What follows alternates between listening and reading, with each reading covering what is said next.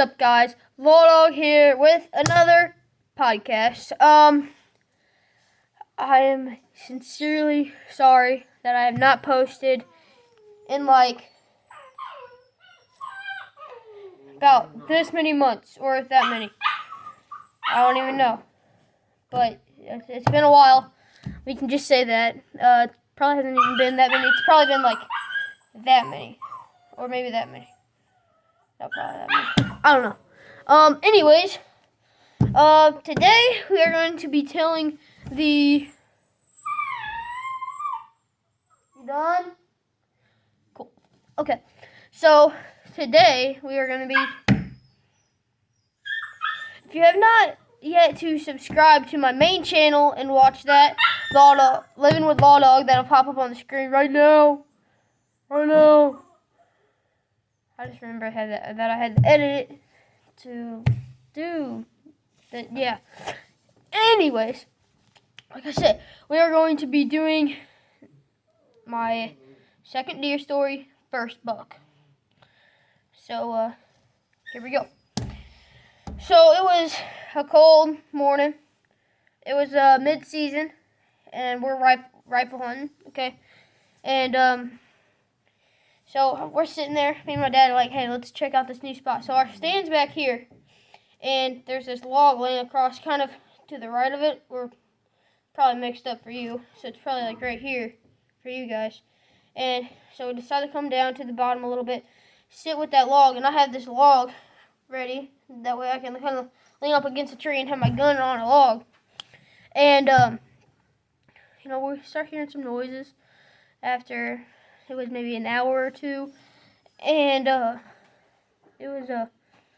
we saw this doe just bolt down the hill, because the ravine's like this, and then there's a little creek that runs through the ravine, and we're sitting kind of near the bottom up on the hill a little bit, and then this buck just comes sprinting down, chasing, okay, mid-rut, right? Buck comes down, chasing this doe around. And, I was sort of asleep. I was like, no, hold on. No, I wasn't asleep. That was my other deer story. The woods can be peaceful sometimes. Real deer hunters will know. And, so, I get my gun up and ready. My little 243. You already know, this was one of those rare ones that you could interchange the barrels. So it had the gun, and then you could interchange a 20 gauge, 410, a lot of 243, 410, and there was another one that I can't even remember now. But anyways, it was one of those fancy ones, and I was sitting there. I started to move up my gun, and then they're still chasing around in the bottom. Doe goes over the hill on this side, and the buck chases right off for it. And I'm like, and me and my dad are like, dang it, it might be done. And, well, I was like that. And then my dad goes, hey, you never know, he might come back. So, I'm waiting there. And soon that doe comes back over. And it kind of runs off. And then that buck, well, they were chasing. The buck's behind. My dad grunts. Or doesn't grunt, but just doe call, and he just walks up the brakes, just brakes on. And then he was behind all sorts of brush. I couldn't see where the back of his shoulder was, so I couldn't really make a good shot on him. I'm sitting there, and he's like, just shoot him. And I'm like, I can't see, I don't know. I mean, all I could see was his antlers just sticking up. And I was like, I just can't do it, because I can't see nothing about it, And then he and then finally walks down, and I already have my gun up, and then he turns. So he was broadside, and then he turned, butt away from us, and I'm like, I don't know, okay, you gotta understand me. I was kind of young whenever I did this, and I'm like, there's a deer right there. I'm gonna shoot at. My dad's like, you gotta take, after I shot, everything runs off. And I'm like, I think I hit it, Dad. And he's like, son, you did not hit that deer. You messed up bad.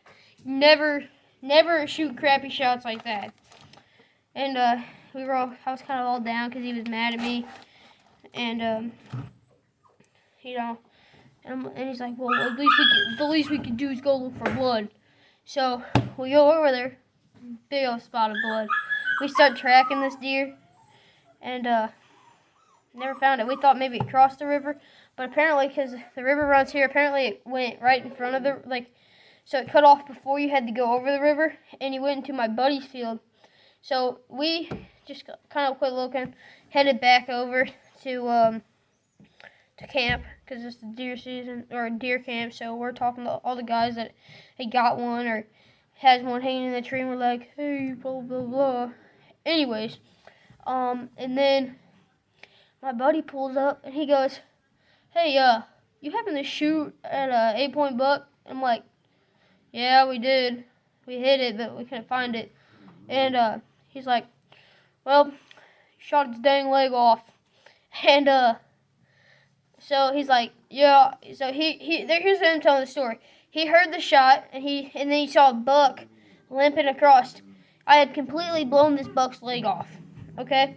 And the buck's just limping across, and he's like, I don't know if it's our guys that shot this, but I do not feel right not shooting and putting this deer out of its misery. Loads up his gun, shoots it, drops it, right? And then I'm like, that might be my deer. So we go over there. Of course it was. And we were all excited. Me and my dad got a picture. I'll show that clip to you guys. The picture right now. I don't know how to post pictures, so I just take a video of a picture. It's kind of weird the way the process works. Anyways, we were all excited, and me and my dad got a picture, and I got a picture, and that was really it. Wasn't the most exciting one. Yeah, it was. My big buck was crazy. That one was probably one of the more fun ones. But you guys have now heard my first doe, my first deer, which was a doe, and my first buck, which was my second deer. So I hope you guys enjoyed today's podcast, and I will catch you guys on. Oh man, to put in another clip of the deer that I had shot, I have to in the video and then put in the clip. So technically I just kind of screwed up. Anyways, yeah, the clip will actually be coming in at the end. And yeah, so here is the buck that I shot.